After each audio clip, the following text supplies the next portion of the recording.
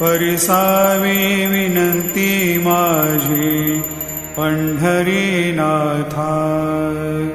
असो नसो भाव आलो तुझी ठाया, कृपा दृष्टी पाहे मजकडे सद्गुरु राया। अखंडित सावे ऐसे वाटते पायी, सांडोनी संकोच ठाव थोडासा देई। तुका म्हणे देवा माझी वेडी वाकुडी, नामे भव पाश हाती आपुल्या तोडी।